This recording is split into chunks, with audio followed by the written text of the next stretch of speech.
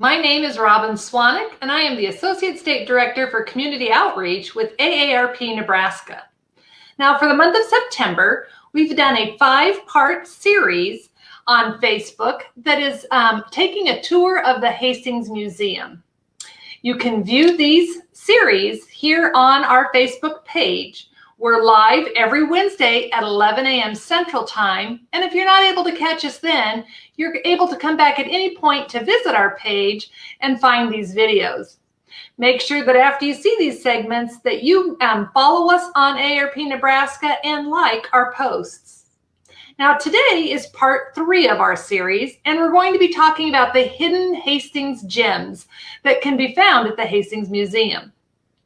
Teresa Kreitzer-Hodson, who's the curator of the collections at the Hastings Museum, is with us today, and she's going to talk to us about these special gems.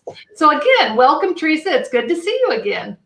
Well, thanks for having me. I appreciate doing this every week. It's kind of fun. And hey, I get to share what we have in the museum, so it's an extra bonus. Yes, it is. So let's get started. Tell us what's there that is a hidden gem of Hastings. All right. Well, the Hastings Museum, if you've been following these webinars, we've been talking about the history of the Hastings Museum. Now I kind of want to branch out and talk a little bit about some of the fun things that we have in our collections that has Hastings history ties. Like many communities, Hastings has a rich history that isn't always recognized. And we like to share some of those kind of obscure events or people or inventions alongside with some of the more well-known topics. So I'm going to share just a few of them today that pertain to our local history. These aren't some of our more famous ones, for example, Kool-Aid, which was invented here in Hastings in 1927. Not going to talk about that today because we're going to talk about that in an upcoming episode. So we're going to leave that one out today, but we're going to talk about some of those others that we've had here in Hastings that have become quite popular, some of them. Next slide, please. So the first one I'm going to talk about is an ice cream dipper. This one was a Hastings invention that was patented in 1929. William Patzer was a foreman for Divas Manufacturing who designed this ice cream scoop that could measure a specific amount of ice cream every time. It was likely that this product that we have here, this piece, was a prototype for the Hastings Ice Cream Company, which was a next door neighbor to Divas. There were only 2 reported to have been made, and this was a prototype that was made and used probably to prove the patent. And the fun thing about it is, this came to us all the way from Pennsylvania. A gentleman and his wife were at an auction and they thought it was pretty cool, so they purchased it and then eventually ended up contacting the Hastings Museum and donating it here. So Divas Bakery, as many people remember, had a long history here in Hastings, and starting in 1924, Sander Divas operated his business in a couple of different locations around Hastings before building what became known as a state-of-the-art factory on Highway 6 on the east side of town. And they were there until 1954, and then the company changed hands several times. In 1954, when they made their move to that place, they made over 45,000 loaves of bread a day. So that's a lot of bread. And they distributed it around Nebraska with 47 different truck lines. Next slide, please. So over the years, Divas, along with Patzer, continued to design and invent and build machines to help their processes in the baking business.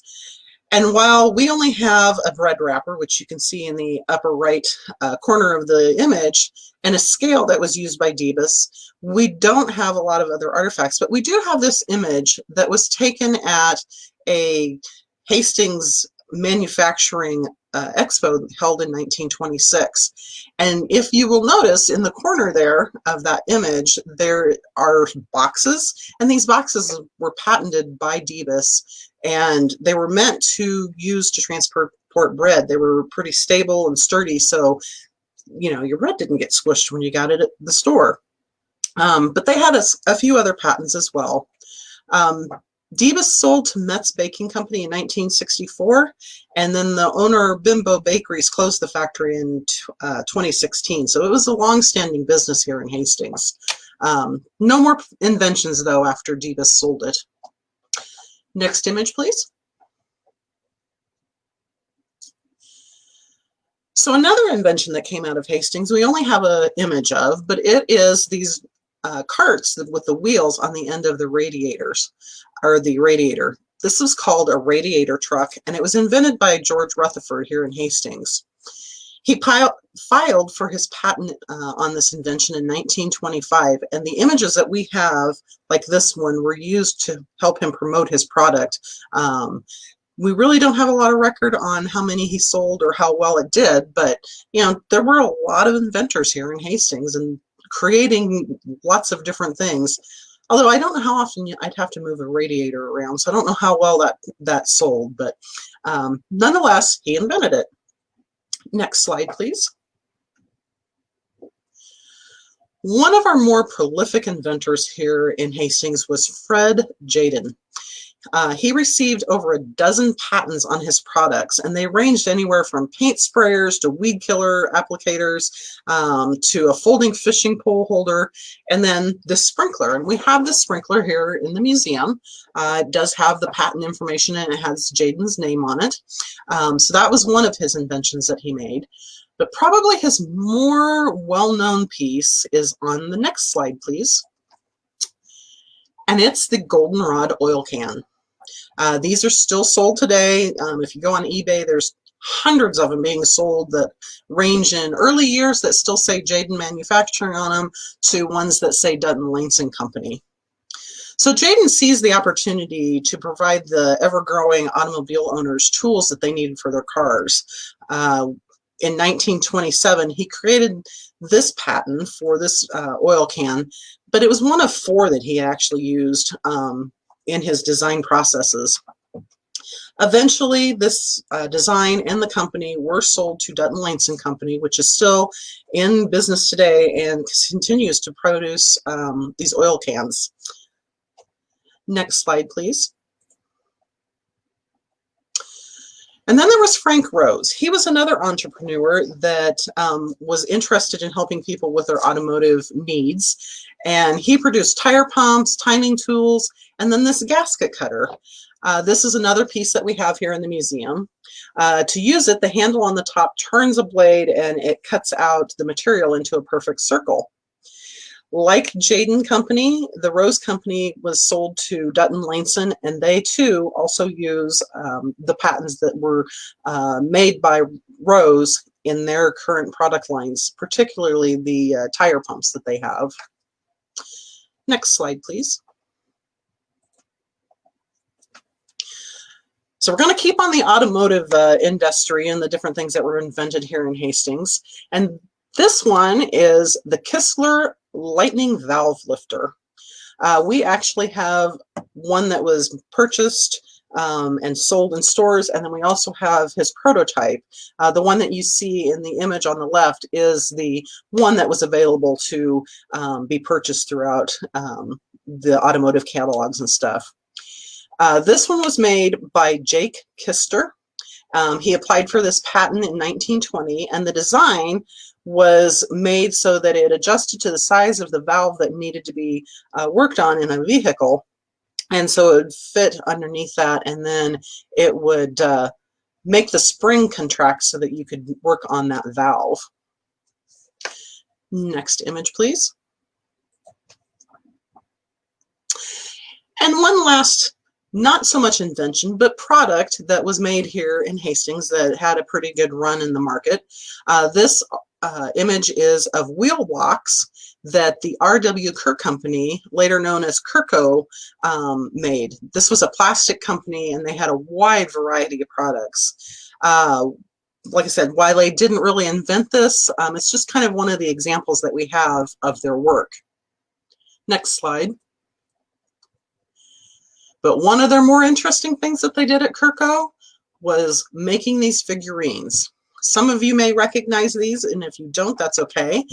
This is of the Marvel family superheroes.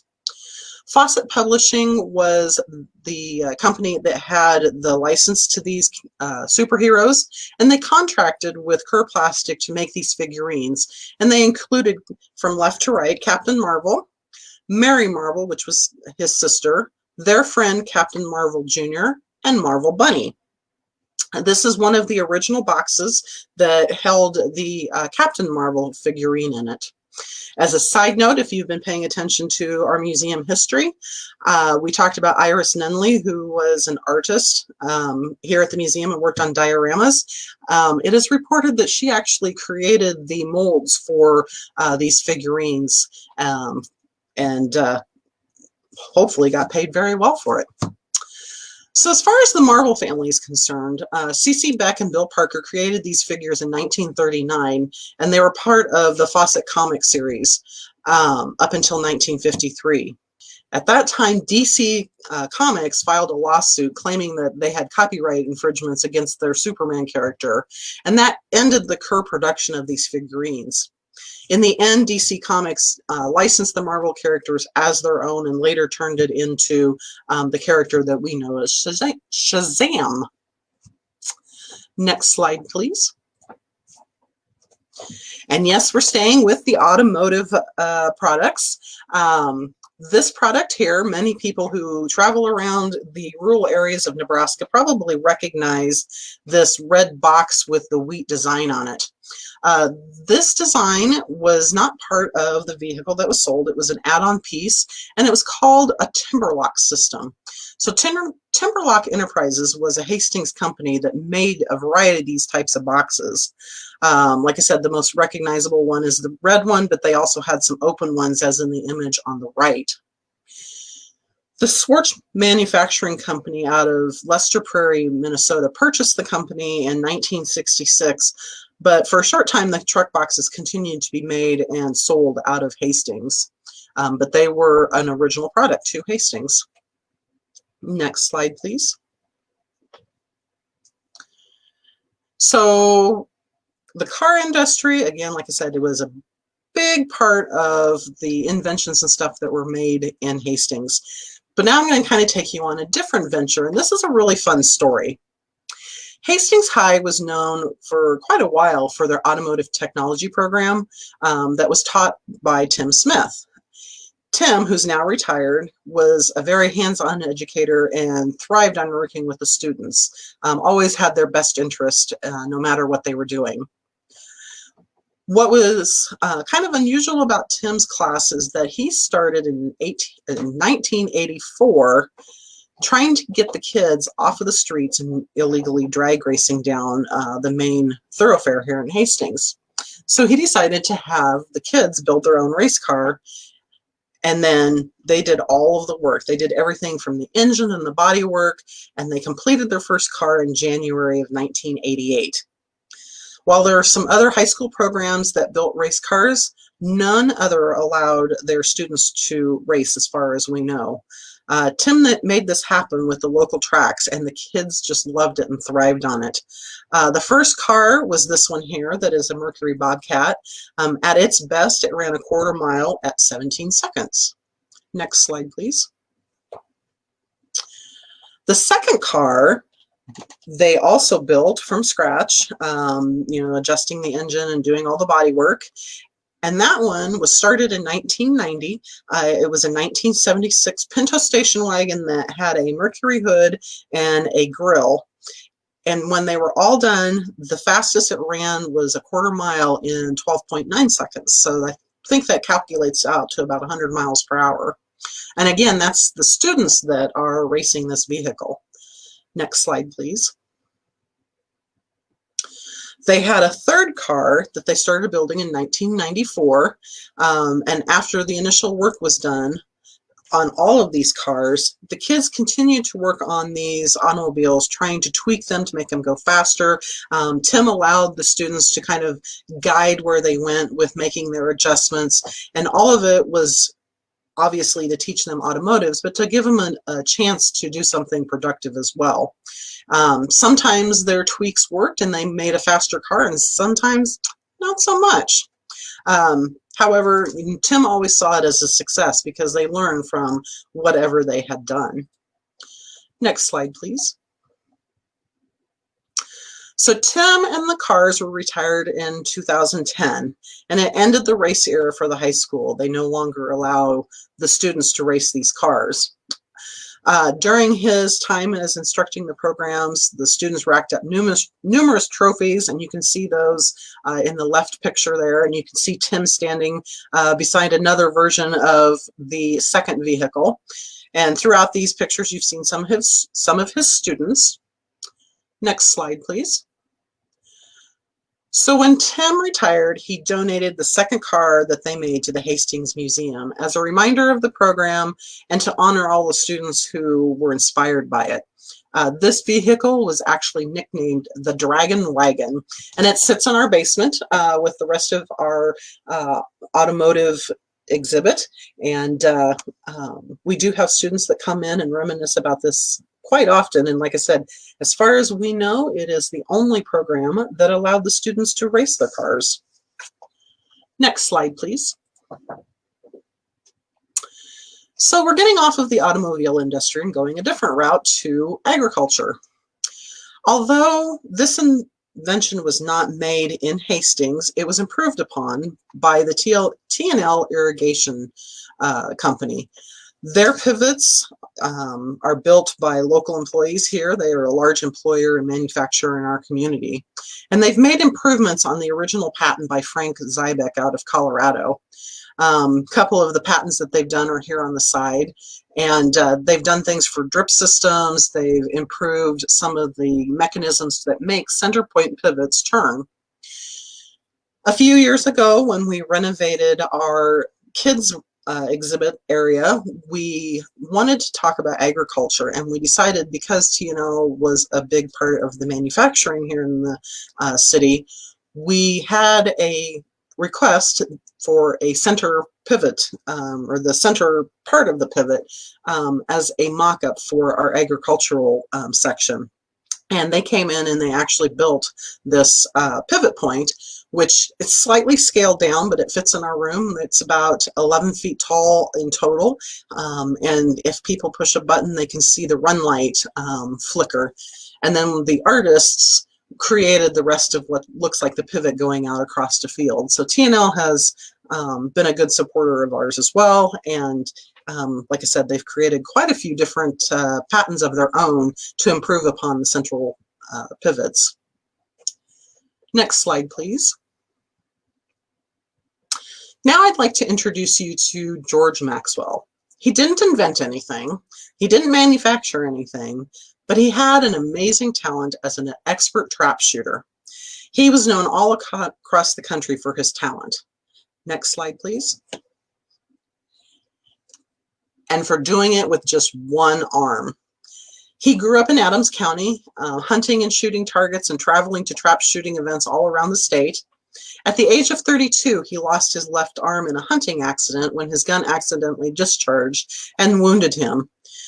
The doctors were unable to save his arm, and they were forced to amputate it just below the shoulder. But having one arm didn't really stop George. He loved to do target shooting, and so he continued to participate in trap meets and was good enough to enter the professional classes, and at one point ranked 11th in the country. Remington Union Metallic Cartridge Company, or Remington Arms as we know today, had a representative and sales agent position, and they hired Maxwell to do this job. As part of that, he did exhibition shooting. In 1918, the company formed the Southern Squad, and it featured George as well as Annie Oakley and Frank Butler. So George got to shoot with some of those big names. This group traveled around the country promoting Remington and all of the products that they made. When George retired from the trap shooting game, he came back to Hastings, where he became a city council member until his death in 1936. In 2006, he was actually inducted into the Trap Shooters Hall of Fame. Here at the museum, we have his rifle, which is quite heavy and amazing that a one-armed person could even lift it and load it.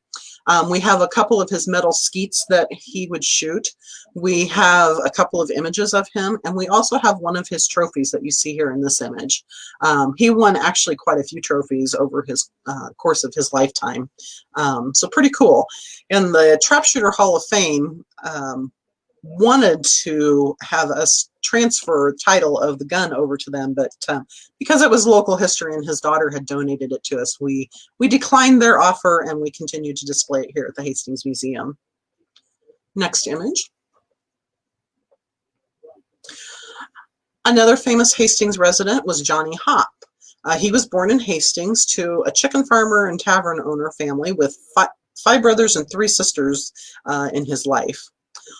He attended Hastings High School and also Hastings College, but there wasn't really baseball teams here, so he played, or school-wise, so he played on the local Legion team and a semi-pro team for Carroll, Iowa. At the age of 19, he broke into the lineup for the Norfolk Elks, and he continued on playing for them in 107 games where he averaged a .361 and 26 home runs. So he did pretty well.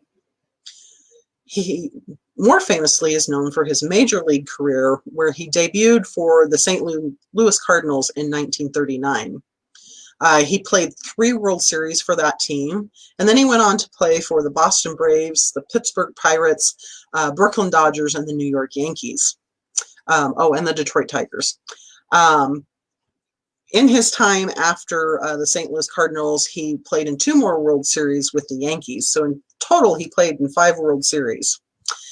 He had a 14-year career on the field, and then another 5 years he was coaching.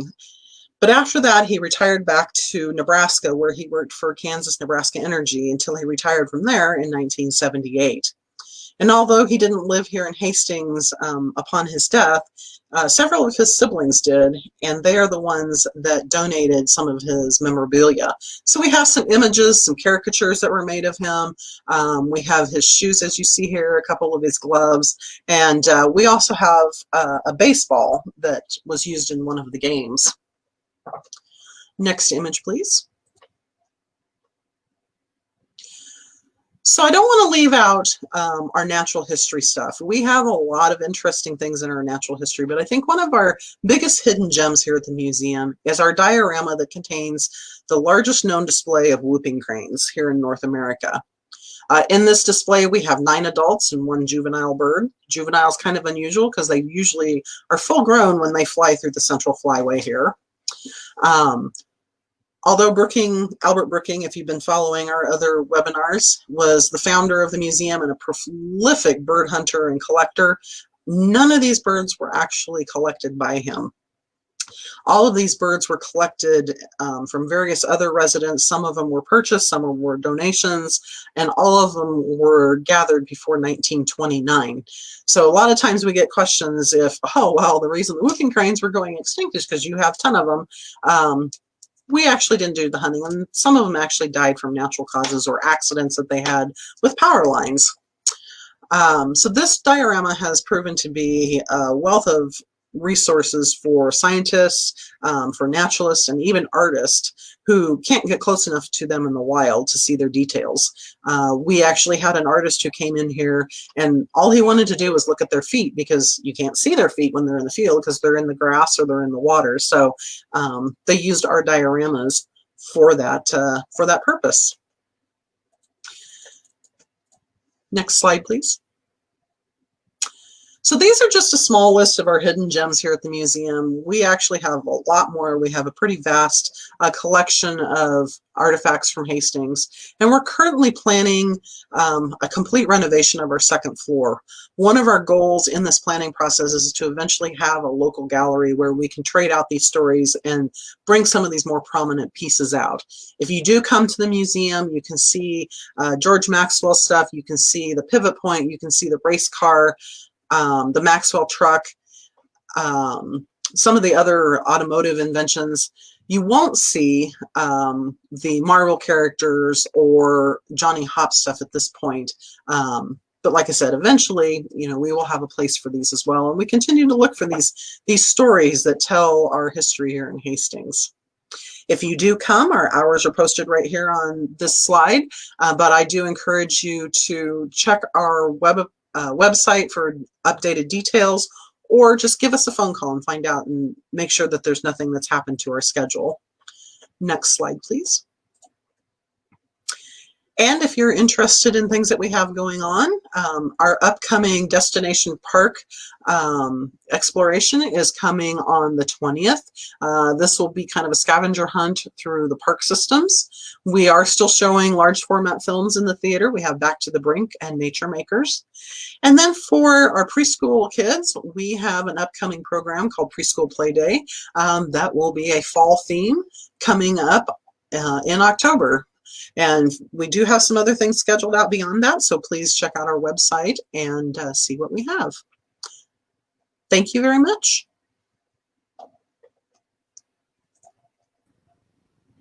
Teresa, that was great. Everything that you said today, I had no idea or inclination of. So sure enough, I've put together some questions that I want to ask you. Sure. When we talked about the Marvel superheroes that Kirko did, any idea on their value? So Captain Marvel, at the last value that I knew, was well over $1,000. Oh my gosh. Yep. That was amazing. And you know, I had never even heard of the others, of the Mary Marvel or the Marvel Bunny. Now, granted, I'm not a big follower, but it was enticing and I was glad to hear about it. Yeah. So my next question would be, when we talked about John Hopp and his career, which was amazing, do you suppose they have baseball trading cards on him? And was that ever a part of the exhibit that you had? We actually don't have his trading cards, and I don't remember now how many he had. He had a couple, but yeah, there are trading cards of him out there. Unfortunately, we don't have one. We also do not have his World Series rings. He had 5 rings, and the family actually doesn't know what he did with them. When he passed away, they didn't find them, and so he either donated them or gave them to somebody else. But yeah, for his time here in Hastings, we don't have a lot. But like I said, what we do have is because of his family. Those would be great items to put on your bucket list. Oh, yeah. Things you'd like to have. Oh, yes. That was very good. Now let's talk about the Hastings car racing. Yes. Where did they do the racing at? Do you know? Well, different tracks around here. There's a track in Kearney. I think they raced in Doniphan. I'm not sure how far they actually traveled, but I'm pretty sure that they raced in both of those pretty regularly. But yeah, and it's the students that race the car. Tim didn't race them. You know, he was there supervising and stuff, but Sure. you know, the kids that were inspired by that. I noticed in one of the pictures there were an enormous amount of trophies. They did very well. Trophies? Yes, they did. Do you have any of the trophies there at the museum or at the high school, or do you know? I think the high school still has those. Yeah, we did not get any of those, but we did get the car, so that's a bonus. Yeah, it's on the bucket list. Yep. All right, one last question. Yes. You told us about so many famous people that were from there. Again, ones that I did not know. Do you have any others that you didn't mention? Oh, yes. And some of these, we don't have anything to really show for them. We just know that, you know, they were from Hastings. We had a couple of actresses. Gwen Lee was an actress in the silent films, and she was born and raised here in Hastings for a while. And then we also have Sandy Dennis, who was born and raised here, later moved to Lincoln, and she had a fairly long career with a lot of different people that she was influenced by and people that she influenced, one of them being Julia Roberts. Wow. Yeah. And so we don't really have much of a collection for these two, but they were from Hastings. And of course, we also have Tom Osborne. You know, obviously everybody knows who Tom is, but he's from Hastings originally. Fred Seaton, who was the owner of the Tribune newspaper, was also the Secretary of the Interior when Alaska was admitted to our Union. Who else? Let's see. We had Margaretta Dietrich, who was a big women's rights promoter and did a lot of work for those equal rights. There's probably tons more that I can't even think of that played big and small roles, all very important. So yeah, your Hastings history is rich. I can't believe the things that I learn from you every time that we gather to talk about Hastings and its past and what you've been able to capture. So I really appreciate it. So Teresa, what's up next week when we talk about interesting artifacts? Any teasers you want to tell us about? So I'm going to do kind of a Did You Know series of different things that we have in the museum that maybe you don't realize the history of. I'm going to talk about the Tommy gun. I'm going to talk about children's coffins. So yeah, just little things that are fun to know about. I can hardly wait. So again, for our viewers, we have 2 more live series we're doing. That's next week on the 23rd of September, and it will be on interesting artifacts that can be found at the Hastings Museum. And then our last one for the month of September will be on the 30th. And we're going to talk about Kool-Aid and its history in the Hastings area. And just as a little teaser myself, I wanted everyone to know that in November, we're going to be offering a webinar 1-hour series on the Naval Ammunition Depot that, again, Teresa's going to sponsor for us and give us the information on that. So for everyone that tuned in today, thank you so much. I know you learned something because I did. So again, Teresa, thank you for sharing with us. We appreciate it, and we'll see you next week. All right. Bye-bye.